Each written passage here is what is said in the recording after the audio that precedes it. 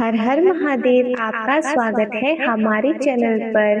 आज मैं आपको सुनाने जा रही हूँ छठ पूजा की पावन कथा। यहाँ पर मैं आपको सुनाने जा रही हूँ 4 ऐसी कथाएं जिससे हम जानेंगे कि आखिर क्यों मनाया जाता है छठ पर्व। छठ महापर्व की शुरुआत हो चुकी है और इस पर्व में छठी मैया और भगवान भास्कर की पूजा अर्चना की जाती है। छठ पूजा संतान कामना और संतान की लंबी उम्र के लिए किया जाता है। छठ एकमात्र ऐसा पर्व है जिसमें ढलते सूर्य को अर्घ्य दिया जाता है। आइए 4 कथाओं से जानते हैं आखिर क्यों की जाती है छठ पूजा और इस पूजा से क्या लाभ मिलता है। कार्तिक मास की चतुर्थी तिथि नहाय खाए से लेकर सप्तमी तिथि उगते सूर्य को अर्घ्य देने तक छठ पर्व मनाया जाता है। इस दौरान भगवान भास्कर यानी सूर्य देव और छठी मैया की पूजा अर्चना की जाती है। छठ पूजा खास तौर पर संतान की कामना और लंबी उम्र के लिए की जाती है। छठी मैया सूर्य देव की बहन है और इस पर्व पर इन दोनों की ही पूजा अर्चना की जाती है। 4 दिन तक चलने वाले इस पर्व में सात्विक भोजन किया जाता है। पहले दिन खरना, दूसरे दिन खरना, तीसरे दिन सूर्य संध्या अर्घ्य और चौथे दिन उगते सूर्य को अर्घ्य दिया जाता है। महापर्व छठ को मनाए जाने के पीछे कई कहानियां प्रचलित हैं। आइए इनमें से कुछ कहानियां आपको बताते हैं। पहली कथा। पुराणों के मुताबिक राजा प्रियंवद को कोई संतान नहीं थी। महर्षि कश्यप ने पुत्र प्राप्ति के लिए यज्ञ कराया और यज्ञ आहुति के लिए बनाई खीर प्रियंवद की पत्नी मालिनी को दी। बाद में मालिनी को पुत्र हुआ लेकिन वह मृत पैदा हुआ। प्रियंवद बहुत दुखी हो गए। वह पुत्र को लेकर शमशान गए और पुत्र वियोग में अपने प्राण त्यागने की कोशिश की। उसी वक्त भगवान ब्रह्मा की मानस पुत्री प्रकट हुई। राजा ने पूछा कि आप कौन हैं? उन्होंने कहा, सृष्टि की मूल प्रवृत्ति के छठे अंश से उत्पन्न होने के कारण मैं षष्ठी हूँ। राजन, तुम मेरी पूजा करो और इसके लिए दूसरों को भी प्रेरित करो तो तुम्हें इस दुख से मुक्ति मिल जाएगी।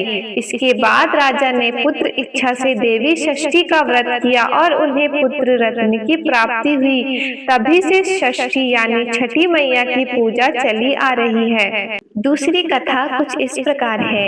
एक अन्य मान्यता के अनुसार छठ पर्व की शुरुआत महाभारत काल में हुई थी। सबसे पहले महादानी सूर्य पुत्र कर्ण ने सूर्य देव की पूजा शुरू की थी। कर्ण बिहार के अंग प्रदेश वर्तमान भागलपुर के राजा थे और सूर्य और कुंती के पुत्र थे। सूर्य देव से ही कर्ण को दिव्य कवच और कुंडल प्राप्त हुए थे जो हर समय कर्ण की रक्षा करते थे। कर्ण भगवान सूर्य के परम भक्त थे और वह प्रतिदिन घंटों कमर तक पानी में खड़े होकर सूर्य को अर्घ्य देते थे। सूर्य की कृपा से ही वह महान योद्धा बने। आज भी छठ में अर्घ्य दान की यही परंपरा प्रचलित है। और तीसरी कथा कुछ इस प्रकार है। छठ पर्व के बारे में एक कथा है। कथा के अनुसार महाभारत काल में द्रौपदी परिवार की सुख शांति और रक्षा के लिए छठ का पर्व बनाया करती थी। जब पांडव अपना सारा राजपाट जुए में हार गए तब द्रौपदी ने छठ व्रत रखा। उनकी मनोकामनाएं पूरी हुई और पांडवों को राजपाट वापस मिल गया। लोक परंपरा के अनुसार सूर्य देव और छठी मैया का संबंध भाई बहन का है, इसलिए छठ के मौके पर सूर्य की आराधना फलदायी मानी गई है। और चौथी कथा कुछ इस प्रकार है।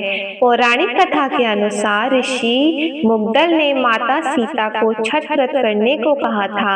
आनंद रामायण के अनुसार जब भगवान राम ने रावण का वध किया था तब राम जी पर ब्रह्म हत्या का पाप लगा था। इस हत्या से मुक्ति पाने के लिए कुलगुरु मुनि वशिष्ठ ने ऋषि मुग्दल के साथ राम और सीता को भेजा था।